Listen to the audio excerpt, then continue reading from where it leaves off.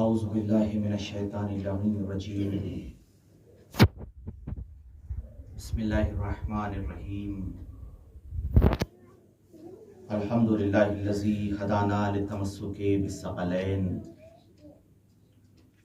وجعل لنا القرآن قرۃ عین رب المشرقین والمغربین والصلاة والسلام علی مولانا و مولا الثقلین صاحب قاب قوسین جد الحسن والحسین ابی القاسم محمد اللهم صل على محمد وآل محمد وعجل فرجهم وآلہ الاطیبین الاطہرین المعصومین اما بعد فقد قال اللہ تبارک و تعالی فی کتابہ المحکم وخطابہ المستحکم وقولہ الاحکم بسم اللہ الرحمن الرحیم ادعو الی سبیل ربک بالحکمت والموعظۃ الحسنۃ وجادلہم باللتی ہی احسن صلوات محمد اللهم صل على محمد وآل محمد وعجل فرجهم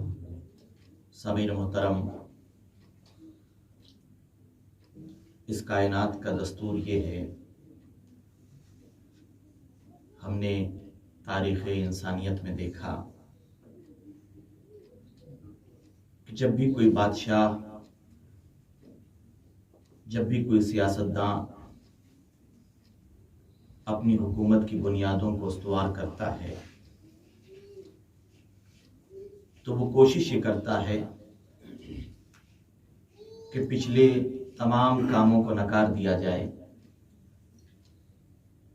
اور اپنی حکومت کی بنیاد اس بات پر قائم کی جائے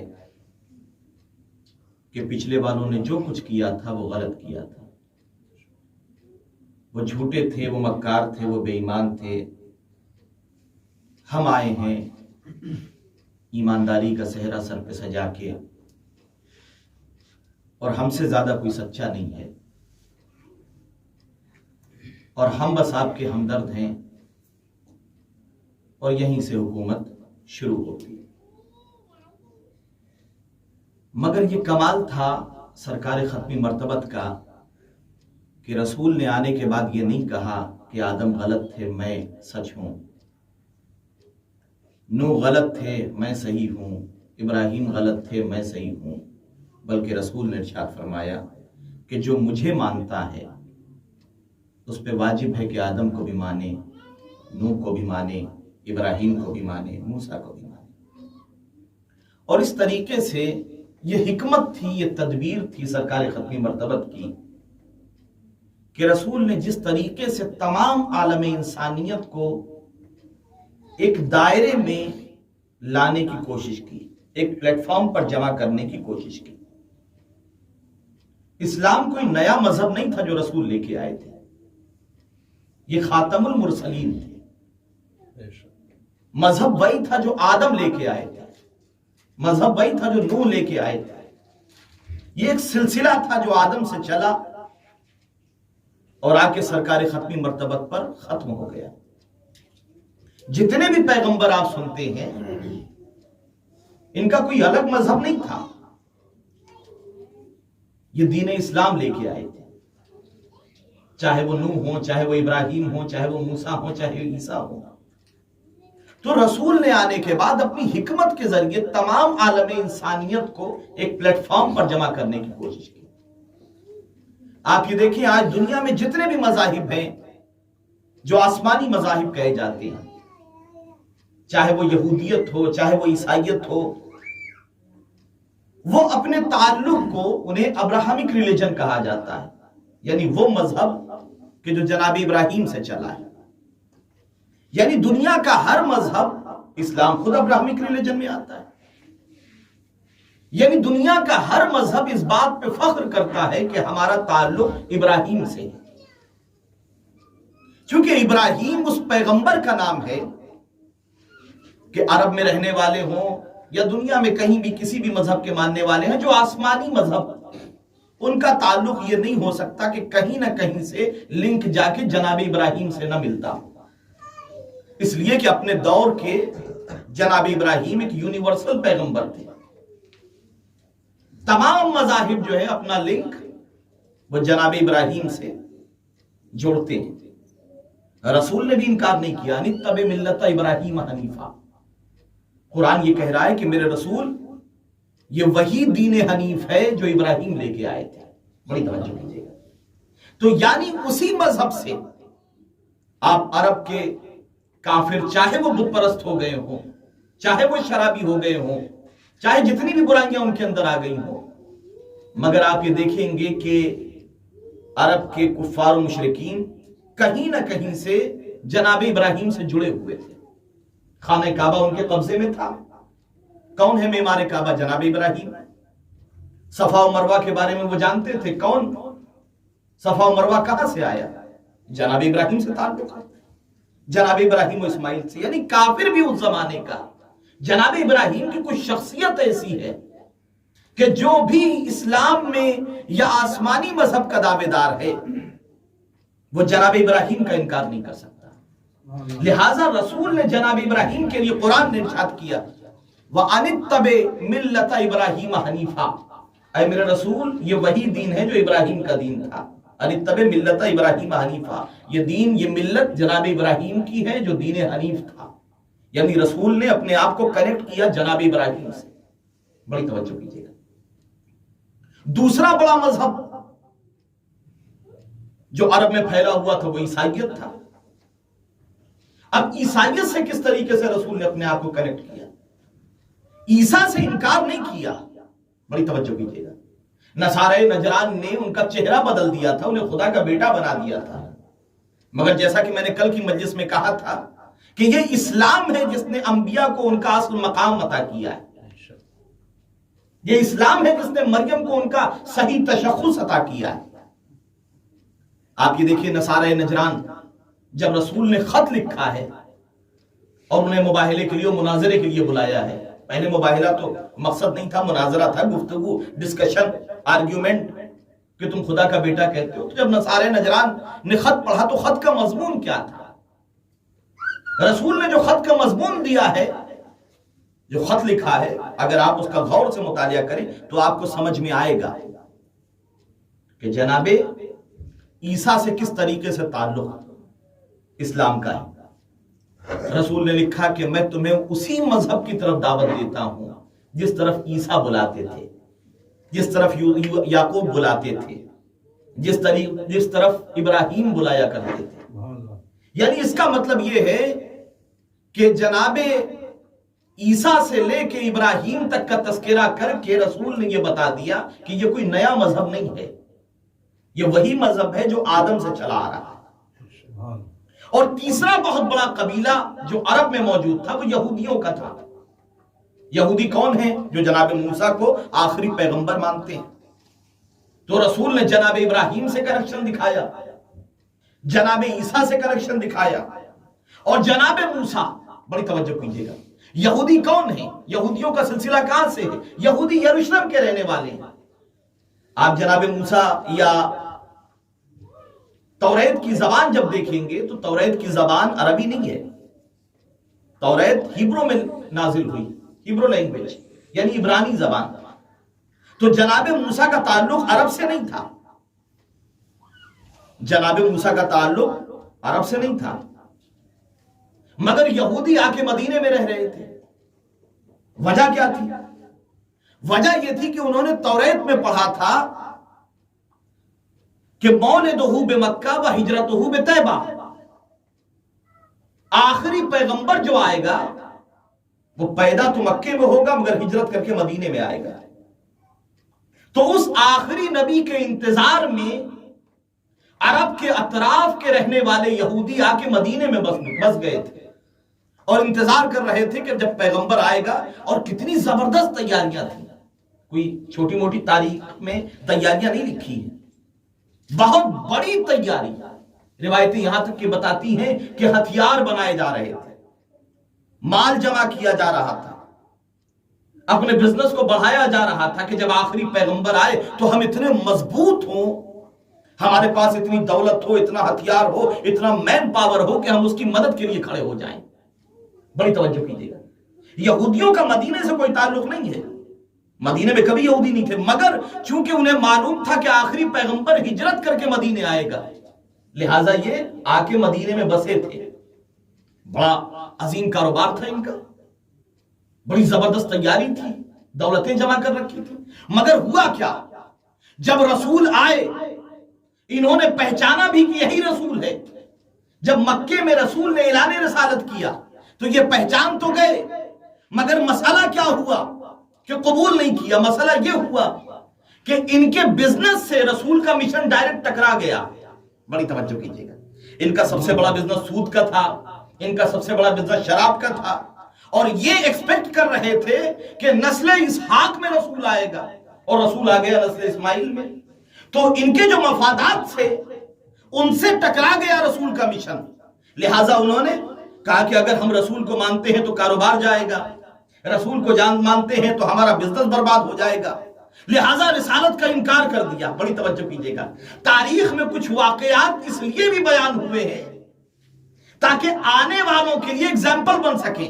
बड़ी तवज्जो कीजिएगा, आज जो हम कहते हैं कि मौला जल्दी आ जाइए, जल्दी आ जाइए, जल्दी आ जाइए, कभी तसव्वुर कीजिए क्या हमारा लाइफ स्टाइल ऐसा तो नहीं है कि इमाम के आने के बाद हमारी जिंदगी का तरीका उनके मिजाज से टकरा जाए, हमारे बिजनेस का तरीका उनके मिजाज से टकरा जाए, और हम इनकार कर दें कि साहब अगर हम इनको मानते हैं तो हमारा बिजनेस बेकार होता है, हमारा लाइफ स्टाइल खराब हो जाएगा। बड़ी तवज्जो कीजिएगा, तो यहूदियों से इस तरीके से जनाबे रसूल खुदा ने, ये यहूदी यहां पर मौजूद थे, कुरान ने कहा इन्ना अरसलना इलैकुम रसूलन शाहिदन कमा अरसलना इला फिरौन रसूला, कि हमने तुम्हारी तरफ वैसा ही पैगंबर भेजा है जैसा फिरौन की तरफ मूसा को बना के भेजा था। बड़ी तवज्जो कीजिएगा, यानी जनाबे मूसा को मसीह मोहम्मद बना दिया। यानी परवरदिगार ये पैगाम देना चाहता था कि ये कोई नया पैगंबर नहीं है, ये कनेक्शन है, ये एक सिलसिला है जो आदम से चला आ रहा है, इब्राहिम से ताल्लुक है, ईसा से ताल्लुक है, मूसा से ताल्लुक है। बड़ी तवज्जो कीजिएगा, इन्ना अरसलना इलैकुम रसूलन शाहिदन कमा अरसलना इला फिरौन रसूला, हमने तुम्हारी तरफ वैसा ही पैगंबर भेजा जैसे मूसा को फिरौन की तरफ भेजा था। अब आइए उठाइए कुरान, तो कुरान कह रहा है कि मूसा को तन्हा फिरौन की तरफ नहीं भेजा था, इला कारून व हामान व फिरौन, हमने कारून की तरफ भेजा, हामान की तरफ भेजा, फिरौन की तरफ भेजा, तीन की तरफ भेजा था। हालांकि भेजा पूरे बनी इस्राइल की तरफ था। मैं कहूंगा परवरदिगार जब बनी इस्राइल की तरफ भेजा था तो ये तीन का तस्करा क्यों कर रहा है? का गुमराह तो सब थे, मगर ये तीन जो थे गुमराही का सिंबल थे। बड़ी तवज्जो कीजिएगा, ये तीन गुमराही का सिंबल थे। तो अब रसूल के जमाने में भी तीन होना चाहिए जो गुमराही का सिंबल हो। तो अबू सुफियान, अबू जहल, अबू लहब, ये तीन है जो गुमराही का, गलत ना समझिएगा। सलवात में मोहम्मद वाले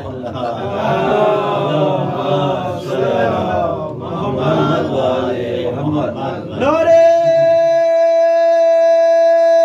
हैदरी हैदरी और मोहम्मद वाले मोहम्मद बुलंद सलवात।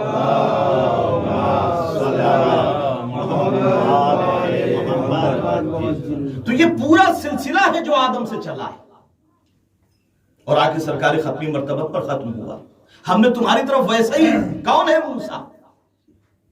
फिरौन के दरबार में, फिरौन के दौर में, जहां फिरौन ये कह रहा है अना रब्बुकुमुल आला, मैं तुम्हारा सबसे बड़ा परवरदिगार हूं। नजूमियों ने खबर दे दी थी कि एक बच्चा पैदा होगा कि जो तेरी हुकूमत को बर्बाद कर देगा, ताराज कर देगा। तो तारीख ये लिखती है कि 70,000 बच्चे कत्ल किए गए, सिर्फ इस धोखे में कि कहीं कोई मूसा ना आ जाए। बड़ी तवज्जो कीजिए, फिरौन ने 70,000 बच्चे कत्ल करवा दिए।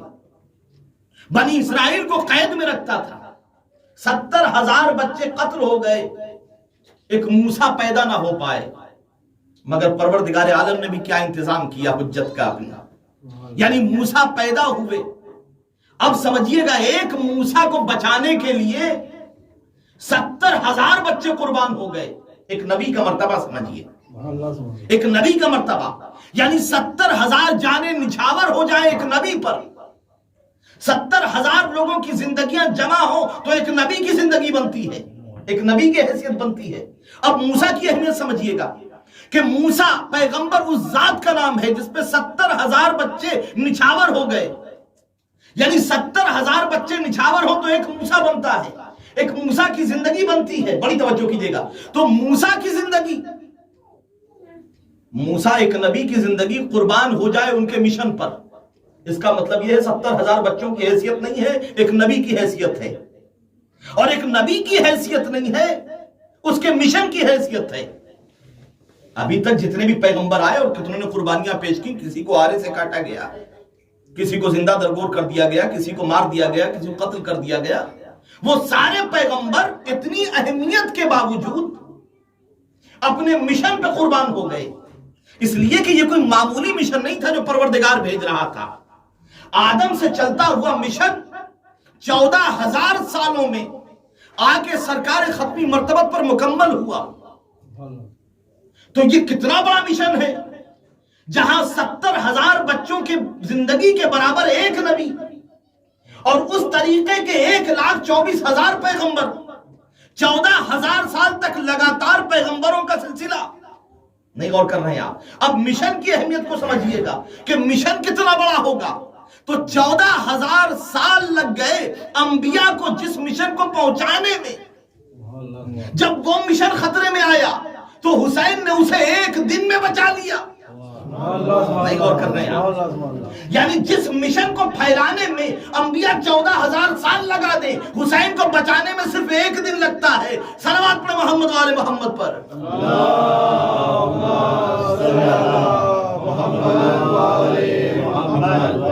حسینیت زندہ باد, حسینیت زندہ باد, یزیدیت مردہ باد, یزیدیت مردہ باد, نعرہ حیدری, محمد والے محمد بلند تر صلوات.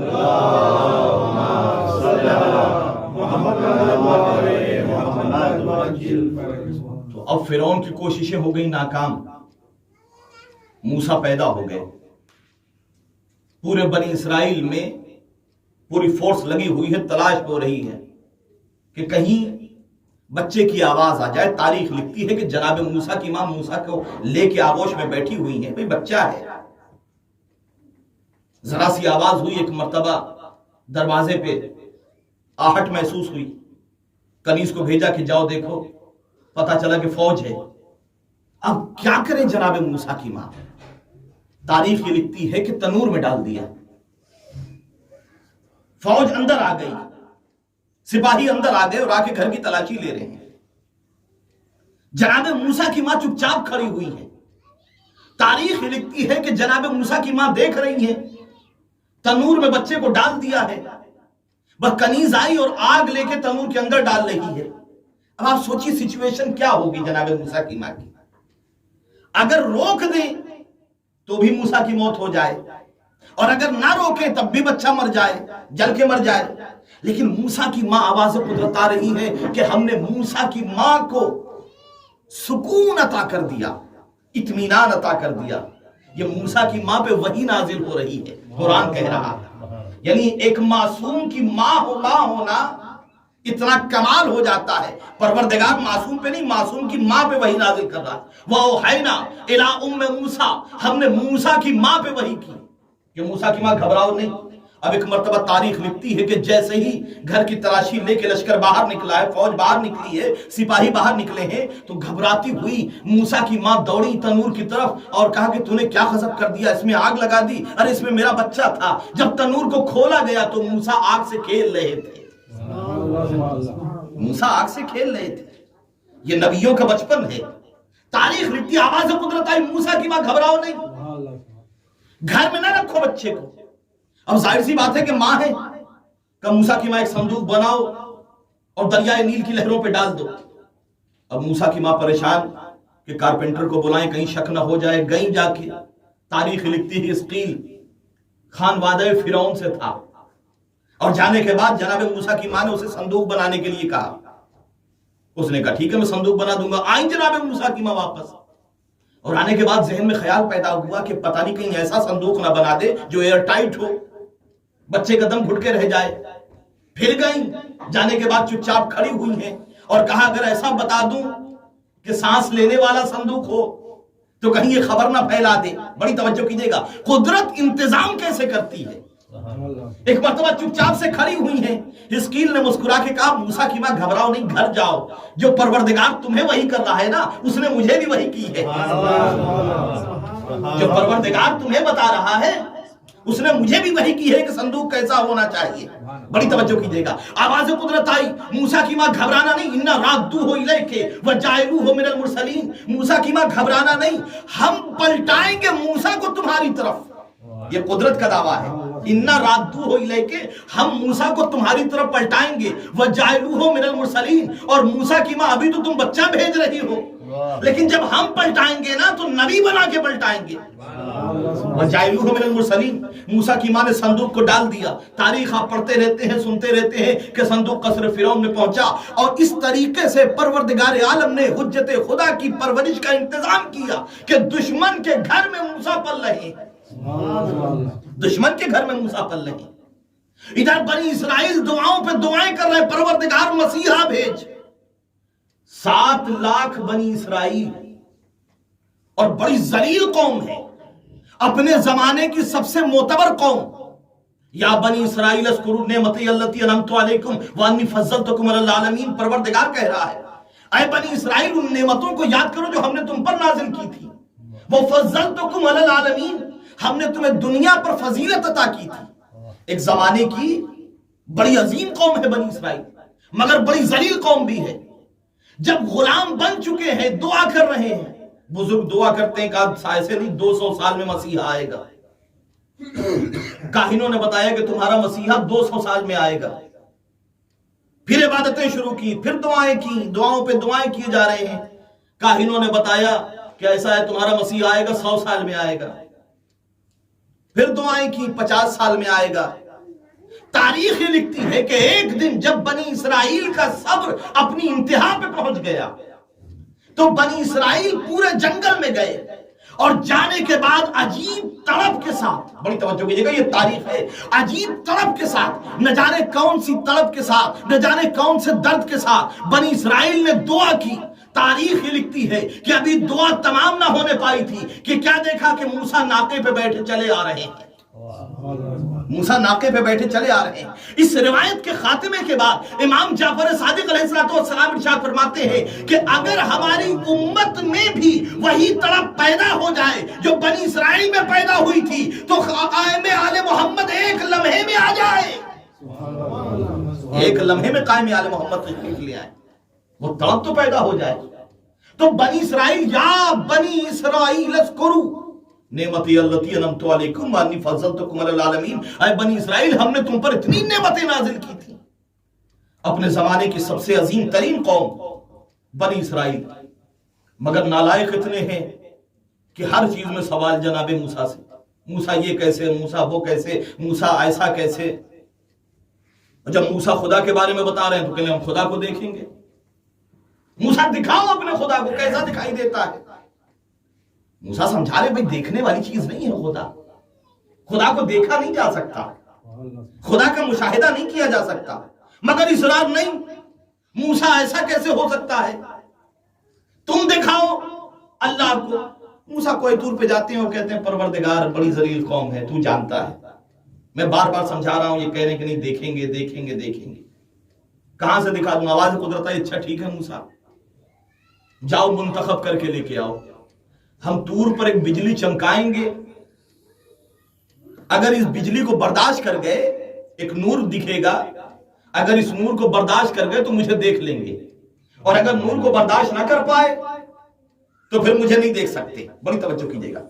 روایتیں بیان کرتی ہیں کہ 7 لاکھ بنی اسرائیل میں جناب موسیٰ نے 70,000 کو الگ کیا، 70,000 میں 7,000 کو الگ کیا، 7,000 میں 700 کو الگ کیا، اور پھر اس کے بعد اور ریفائنمنٹ کیا جناب موسیٰ نے. جو سب سے بڑے متقی اور پرہیزگار اور نیک اور عابد شب زندہ دار تھے، پہلے 7 لاکھ بنی اسرائیل میں سے 70,000 کا سلیکشن کیا. 70,000 کے سلیکشن میں سے 7,000 کو نکالا، پھر 7,000 میں سے 700 کو نکالا، 700 میں سے 70 کو چنا.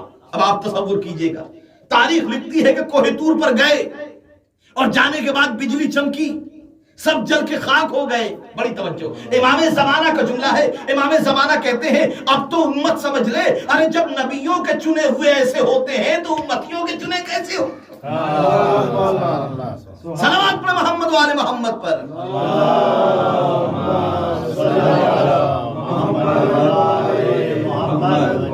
جب نبی کا انتخاب ایسا ہوتا ہے تو پھر امتیوں کا انتخاب کیسا ہوگا. 7 لاکھ میں سے 70,000, 70,000 میں سے 700, 700 میں سے 7,000 میں سے 700, 700 میں 70, یعنی کتنا ریفائنمنٹ کیا ہوگا جناب موسیٰ نے ان کو منتخب کرنے کے لیے کہ کتنے ٹیسٹ دینا پڑے ہوں گے کہ بڑے متقی ہیں, بڑے پرہیزگار ہیں. یہ ہے بنی اسرائیل. روایتیں بیان کرتی ہیں کہ جب جناب موسیٰ آئے ہیں فرعون کے دربار میں, چلے گئے جا کے کوہ طور پر, اللہ سے گفتگو ہوئی, پوری تاریخ آپ سنتے رہتے ہیں.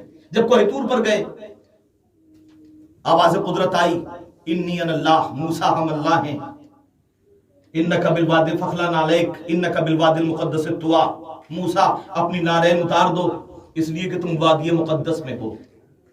آواز قدرت آ رہی, انی انا اللہ, موسیٰ ہم خدا ہیں. اس کے بعد وہ معجزات عطا ہوئے اور اس کے بعد کا اذهب الی فرعون انه طغى, اب جاؤ موسیٰ اور فرعون کو ہدایت دو. اذهب الی فرعون انه طغى, اس لیے کہ فرعون طغیانی کرنے لگا ہے. یہ ہے فصاحت و بلاغت قرآن. یہ نہیں کہا کہ فرعون خدا بننے لگا ہے, کیا کہا, اذهب الی فرعون انه طغى, اے موسیٰ جاؤ فرعون کی طرف, اس لیے کہ طغیانی کرنے لگا ہے. طغیانی کیا ہوتی ہے؟ عربی میں طغیانی کہتے ہیں جب پانی باندھ کو توڑ کے بہنے لگتا ہے تو کہتے ہیں قد طغى الماء, پانی طغیانی کرنے لگا ہے. بڑی توجہ کیجیے. یعنی انسان بنایا تھا, کیا استعارہ استعمال کیا پروردگار نے, بنایا تھا انسان خدا بننے لگا ہے, طغیانی کرنے لگا ہے, سرکشی کرنے لگا ہے.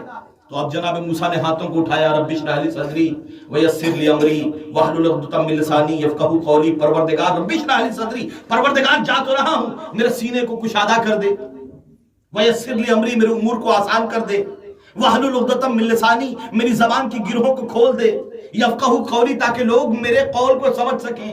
واجعل لی وزیرا من اہلی, اور پروردگار ایسے نہیں جاؤں گا, ایک وزیر بنا دے جو میرے گھر سے ہو. بڑی توجہ کیجیے گا.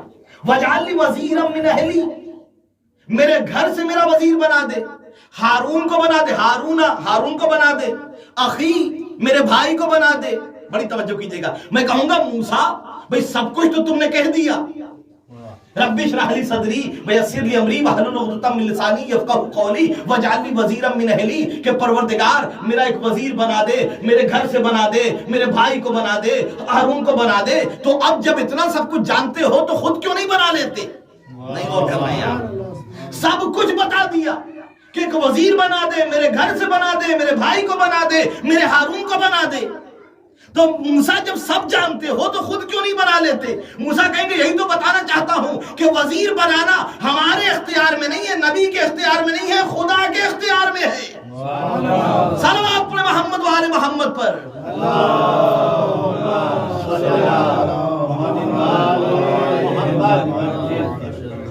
نعرہ حیدری. وزیر بنانا, جانشین بنانا یہ نبی کے اختیار میں بھی نہیں ہے, یہ خدا کے اختیار میں ہے.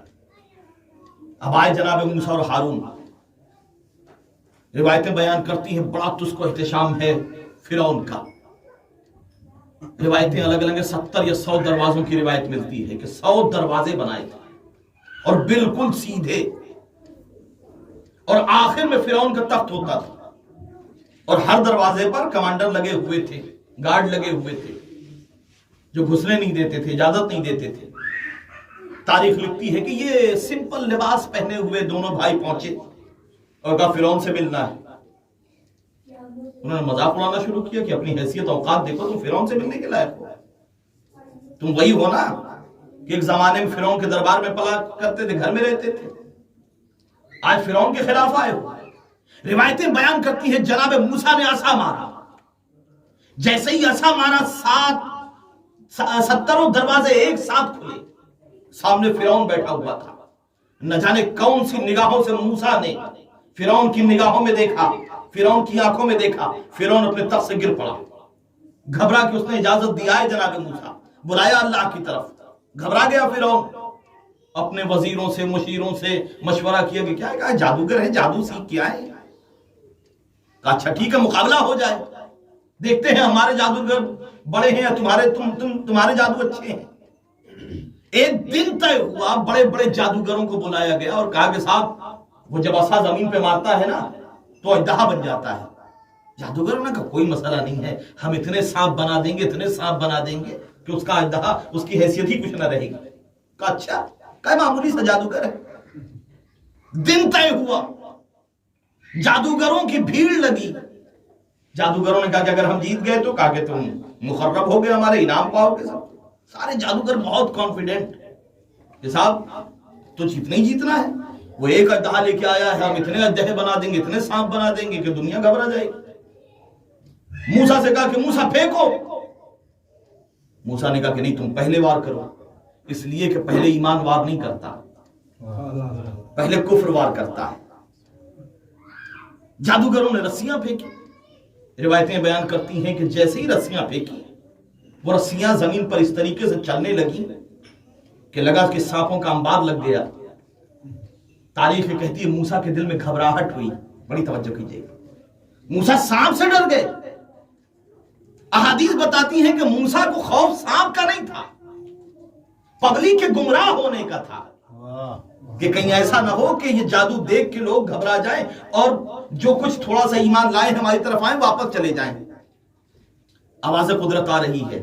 हमने मूसा को हुक्म किया, मूसा डालो असा।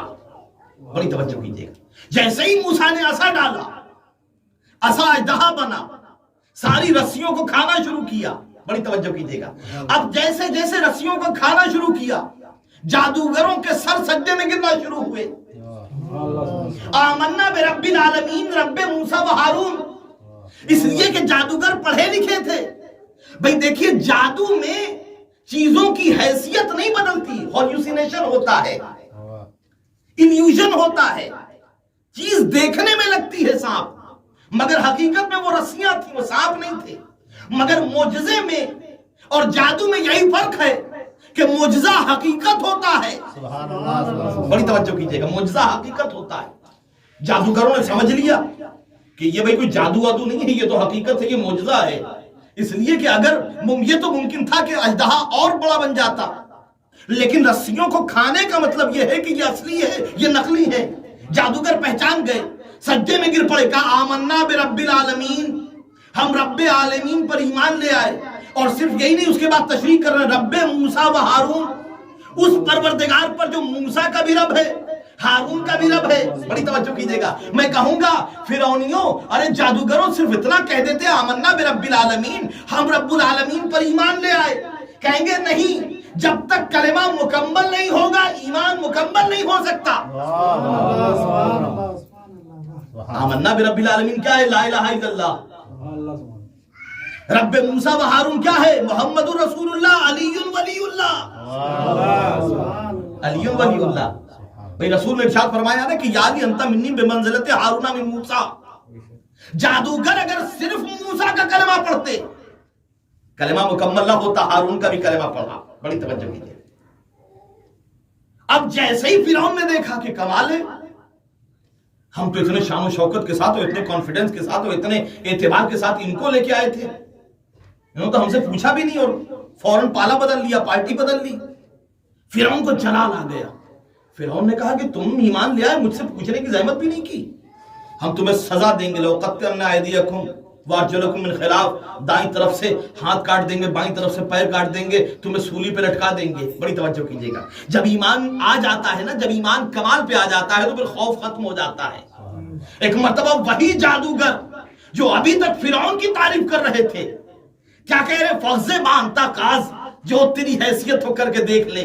फज़े मानता काज इन्नमा तफ़ज़ी हाज़िहिल हयातुद दुनिया, तू तो सिर्फ इस जिंदगानी दुनिया को खत्म कर सकता है और तेरी कोई औकात नहीं है। सल्लल्लाहु अलैहि मोहम्मद वाले मोहम्मद पर।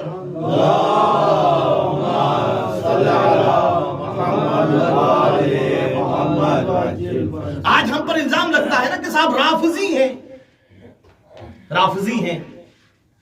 ہمیں رافضی کہا جاتا ہے. اس لفظ کا اوریجن کہاں سے آیا آپ کو پتا ہے؟ دائرۃ المعارف نے لکھا کہ جب جادوگروں نے کلمہ پڑھا ہے موسیٰ و ہارون کا تو فرعون کو جلال آیا اور فرعون نے جملہ کہا انکم الرافضون، کیا تم سب رافضی بن گئے؟ بڑی توجہ کیجئے گا. تو آج جب ہمیں یہ اعتراض دیا جاتا ہے نا، جب یہ القاب دیے جاتے ہیں، جب یہ نام دیا جاتا ہے، ہمیں برا نہیں لگتا، اس لیے کہ رافضی اسے کہتے ہیں جو ہر دور کے فرعون کا انکار کر کے موسیٰ کا کلمہ پڑھ لے. صلوات پڑھیں محمد و آل محمد پر.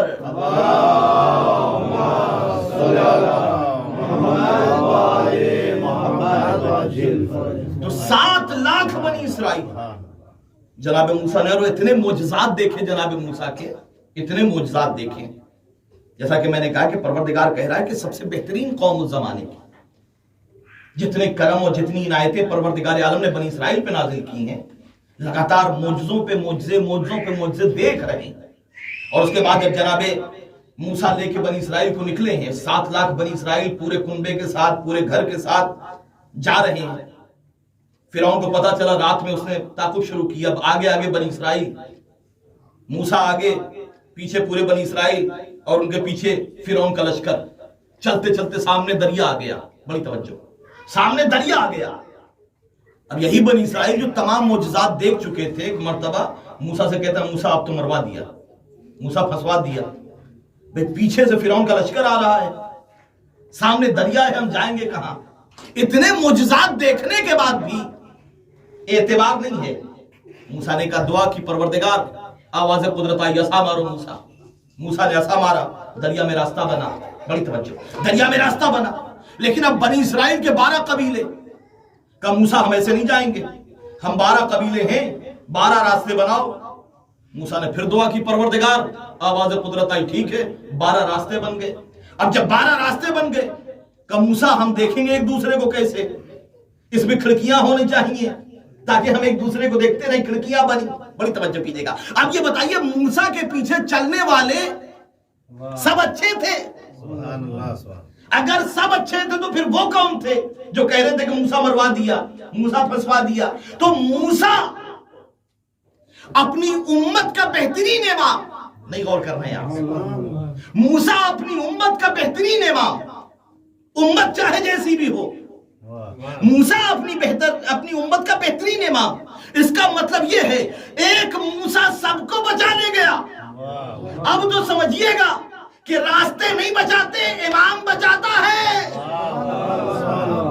راستے نہیں بچاتے، امام بچاتا ہے. 12 کے 12 قبیلے چلے گئے. ایک موسیٰ 12 قبیلوں کو لے گیا. اکیلا موسیٰ 12 قبیلوں کو لے کے نکل گیا. بڑی توجہ کیجئے گا. سوال تو یہی ہے کہ ایک موسیٰ 12 قبیلوں کو لے کے چلا گیا. یہاں 12 مل کے ایک کو نہیں لے جا سکتے. یہاں 12 مل کے ایک کو. صلوات میں محمد و آل محمد پر.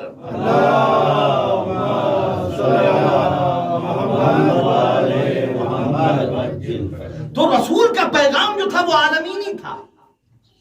رسول نے کہا یہ کوئی نیا مذہب نہیں ہے، یہ وہی مذہب ہے جو آدم لے کے آئے تھے، جو نوح لے کے آئے تھے، جو ابراہیم لے کے آئے تھے، جو موسیٰ لے کے آئے تھے. 14,000 سال کی محنت انبیاء کی ختم ہو رہی تھی کربلا میں. یزید تنہا رسول کی محنت کو برباد نہیں کر رہا تھا. یزید آدم کی محنت کو مٹا رہا تھا، نوح کی محنت کو مٹا رہا تھا، ابراہیم کی محنت کو مٹا رہا تھا، تمام انبیاء کی محنت کو مٹا رہا تھا. حسین، اسی لیے حسین تنہا رسول کے وارث نہیں ہے، آدم کے وارث ہیں، نوح کے وارث ہیں، ابراہیم کے وارث ہیں. جس طریقے سے موسیٰ کے شریک کار رسالت ہارون تھے، رسول کے کار رسالت، شریک کار رسالت علی تھے، اسی طریقے سے کربلا کی شریک اور شریکت الحسین شہزادی زینب ہے. حسین سب کچھ قربان کر چکے، مگر آپ زینب کا کردار دیکھیے. اگر زینب نہ ہوتی تو کربلا میں حسین کا مشن یزیدیت دفن کر چکی ہوتی، حسین کی قربانیاں ختم ہو گئی ہوتی. मगर जैनब ने हुसैन के मिशन को गलियों गलियों में पहुंचाया। हाय मेरे जैनब का कलेजा, जैनब कभी अब्बास बनी है, कभी अली अकबर बनी है, कभी हुसैन बनी है, जैनब कभी अली बनी है। न जाने कितने इम्तिहानात जैनब ने दिए हैं। और बाबेजा औरतें आमतौर पर इमोशनल होती हैं, जज्बाती होती हैं। मर्द हमेशा तसल्ली देते हैं। अगर बेटी पे कोई मुसीबत आई है तो बाप सीने से लगा के कहता है बेटी घबराना नहीं, बाप मौजूद है। भतीजी पे कोई मुसीबत है, चचा गले से लगा के कहता है मेरी पारे जिगर घबराना नहीं, तुम्हारा चचा मौजूद है। बहन पे मुसीबत हो, भाई सीने से लगा के कहता है घबराना नहीं, मैं मौजूद हूं। और बाबेजा हमेशा मर्द तसल्ली देते हैं। लेकिन हाय ज़ैनब का मुकद्दर, न जाने वाकई करबला के बाद कितने मराहिल आए हैं। सैयद सज्जाद मौजूद हैं, मगर सैयद सज्जाद ने कभी नहीं कहा पुपी अम्मा घबराइएगा नहीं, सैयद सज्जाद मौजूद है। ज़ैनब ने हर हर मकाम पर कहा सैयद सज्जाद घबराना नहीं, ज़ैनब मौजूद है, पुपी अम्मा मौजूद है। और बाबेजा तारीख लिखती है जब काफिला चलने लगा है ना करबला से, तो एक मर्तबा सैयद सज्जाद के चेहरे का रंग मुतगय्यर हुआ। ज़ैनब कहती है मैं करीब गई और जाने के बाद पूछा मेरे लाल क्या बात है, तुम्हारे चेहरे का रंग मुतगय्यर क्यों है? तो एक मर्तबा सैयद सज्जाद ने कहा पुपी अम्मा आपने देखा नहीं जालिमों ने अपने कुश्ताहाए नजीस को तो दफन कर दिया, लेकिन हाय मेरे बाबा का जनाजा। वो बेटा क्या करे जिसके हाथों में हथकड़ियां हो, पांव में बेड़ियां। ज़ैनब ने तसल्ली दी मेरे लाल घबराना नहीं, ज़ैनब मौजूद। वो ज़ैनब कि जिसने आलम अरवाह में वादा किया था कि भैया आपके दीन को ज़ैनब आगे लेके जाएगी, नाना आपके दीन को ज़ैनब बचाएगी। आयतुल्लाह दरबंदी कहते हैं कि आलम अरवाह में परवरदिगार आलम ने जब खिताब रसूल से किया था, कहा मेरे रसूल हम तुम्हें दीन देके भेजेंगे जिससे तुम मंजिल इख्तिताम तक पहुंचाओगे, मंजिल इकमाल तक पहुंचाओगे। और वही दीन आदम को भी मिलेगा, नूह को भी मिलेगा, इब्राहिम को भी मिलेगा, तमाम अंबिया वही दीन लेके जाएंगे। लेकिन मेरे रसूल जो तू 23 साल जिंदगी में कर दिखाएगा ना, वो तमाम अंबिया अपनी पूरी जिंदगी में न कर पाएंगे। लेकिन मेरे हबीब तेरे दीन को एक यजीद नामी बीमारी लग जाएगी, बताओ मेरे दीन को बचाएगा कौन? रसूल ने कहा था परवरदिगार मैं मौजूद हूँ, का नहीं। अली मुर्तजा आगे बढ़े थे, मैं मौजूद, का नहीं। हसन मुश्तबा ने कहा था मैं बचाऊंगा, आवाज आई कि नहीं हसन तुम भी नहीं होगे। हुसैन ने कहा था मैं नाना आपके दीन को बचाऊंगा, नाना मैं आपके दीन को बचाऊंगा। आयतुल्लाह दरबंदी कहते हैं अजीब सवाल कर लिया था रसूल ने हुसैन से, मेरे लाल आसान नहीं होगा, जवान के बेटे से, जवान बेटे के सीने से बर्छी का फल खींचना होगा। हुसैन ने कह दिया था नाना मंजूर, भतीजे के लाश के टुकड़े उठाना होंगे। हुसैन ने कह दिया नाना मंजूर, अली असगर के गले पे तीर सा शोभा लगेगा। हुसैन ने कह दिया नाना मंजूर। आयतुल्लाह दरबंदी कहते हैं अजीब सवाल कर दिया था रसूल ने, और रसूल ने पूछा मेरे लाल हुसैन ज़ैनब के सर से चादर छिन जाएगी? आयतुल्लाह दरबंदी कहते हैं हुसैन ने कोई जवाब न दिया। दोबारा सवाल किया रसूल ने, मेरे लाल मेरे दीन को बचाओगे नहीं? कोई जवाब ना आया। आयतुल्लाह दरबंदी कहते हैं जब तीसरी मर्तबा रसूल ने पूछा ना हुसैन मेरे दीन को बचाएगा कौन, तो एक बीबी की आवाज ही भैया कह दो नाना ये भी मंजूर, भैया कह दो नाना ये भी मंजूर। और बाबेजा ज़ैनब, हुसैन अपना वादा पूरा कर चुके, अब ज़ैनब चली है करबला से कूफे, कूफे से शाम के मराहिल तय करती हुई। ज़ैनब कभी अब्बास बनी है, ज़ैनब कभी अली अकबर बनी है, ज़ैनब कभी हुसैन बनी है। अजीब हौसले के साथ मेरी शहजादी आगे बढ़ रही है। और बाबेजा तारीख लिखती है लेकिन जब शाम का दरबार आया है ना, तो ज़ैनब ने कमर को थामा, जमीन पे बैठ गई। सैयद सज्जाद ज़ैनब टूट गई। हाय अली की बेटी, बेमकना चादर, 700 कुर्सी नशीनों का बजवा, ज़ैनब कैसे जाएगी? तारीख लिखती है मर्तबा सैयद सज्जाद ने बस एक जुमला का, पुप्पी अम्मा जरा बाबा के सर की तरफ देखिए। अब जैसे ही ज़ैनब ने भाई के सर की तरफ देखा, हुसैन की आंखें अश्कबार थी, आवाज आ रही थी मेरी बहन मेरा मकसद बर्बाद हो जाएगा, दरबार में चली जाओ। एक नए हौसले के साथ ज़ैनब उठी, 700 कुर्सी नशीनों का मजमा, ज़ैनब दरबार में दाखिल हुई। ज़ैनब दरबार में दाखिल हुई और बाबी अज़र यजीद ने पूछा कौन है? एक एक बीबी का तारुफ कराया जाए। हाय अली की बेटी जिसका सर खुला हुआ सूरज ने ना देखा हो, शराबी के दरबार में खड़ी, एक मुनादी निदा दे रहा है हाज़ी उम्मे कुलसूम, हाज़ी ज़ैनब, حاضری رقیہ، حاضری سکینہ، حاضری رباب، یہ رباب ہے، یہ ام فروا ہے، یہ ام کلثوم ہے، یہ زینب ہے۔ ایک مرتبہ یزید کہتا ہے علی کی بیٹی سے میں گفتگو کرنا چاہتا ہوں، علی کی بیٹی سے میں کلام کرنا چاہتا ہوں۔ تاریخ لکھتی ہے ایک مرتبہ فضا آگے آ گئی، اے یزید اپنی نجس زبان پر میری شہزادی کا نام نہ لے۔ تاریخ لکھتی ہے یزید نے پوچھا یہ بڑھیا کون ہے؟ کہا ارے یہ رسول کی کنیز ہے، یہ رسول کی صحابیہ ہے، یہ علی کی صحابیہ ہے، یہ فاطمہ کی صحابیہ ہے، یہ فاطمہ کے در کی کنیز ہے۔ یہ جملہ سننا تھا۔